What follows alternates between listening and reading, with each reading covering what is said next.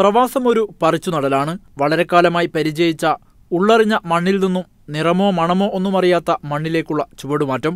ഈ വരികളിൽ തുടങ്ങുന്ന പെൺപ്രവാസം എന്ന പുസ്തകം പ്രവാസത്തിന്റെ പെൺവായനയാണ് വായനക്കാരിലേക്ക് പകർന്നു നൽകുന്നത്. പ്രവാസത്തിന്റെ ചരിത്രം തേടിയുള്ള പല അന്വേഷണങ്ങളും നടന്നെങ്കിലും പ്രവാസത്തിന്റെ പെണ്ണനുഭവം വായനക്കാർക്ക് അന്യമായിരുന്നു.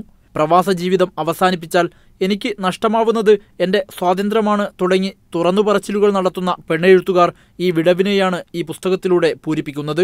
2 പതിറ്റാണ്ടായി പ്രവാസിയായ എഴുത്തുകാരൻ റഫീഖ് മേമുണ്ടയാണ് വെളിച്ചം കാണാതെ പോയ പ്രവാസത്തിലെ പെണ്ണൊമ്പരങ്ങളെ വായനക്കാരിലേക്ക് എത്തിക്കുന്നത്.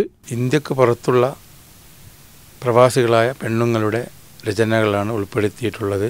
വളരെ അപൂർവം സ്ത്രീകൾ മാത്രമേ പ്രവാസ ലോകത്ത് നിന്നും എഴുതുന്നുള്ളൂ.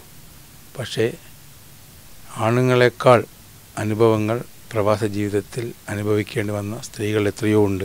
വിവിധ മേഖലകളിലുള്ള പെണ്ണുങ്ങളുടെ രചനകളാണ് ഉദ്ദേശിച്ചത്. അതിൽ പെണ്ണുങ്ങളായ ഡോക്ടർമാരുണ്ട്, ബിസിനസ്സുകാരുണ്ട്, വീട്ടുവേലക്കാരുണ്ട്.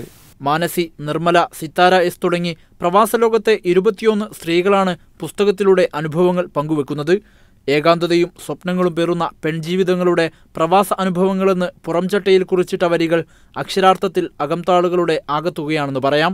മണ്ഡലിയെത്തുന്ന മലയാളി, തൂങ്ങിമരണം റിയാലിറ്റി ഷോയിലൂടെ തുടങ്ങി പുസ്തകങ്ങളും റഫീഖിന്റെ രചനകളായിട്ടുണ്ട്. വടകര മേമുണ്ട സ്വദേശിയായ റഫീഖിന് വായനയിലും എഴുത്തിലും പിന്തുണയുമായി ഭാര്യയും കൂടെയുണ്ട്.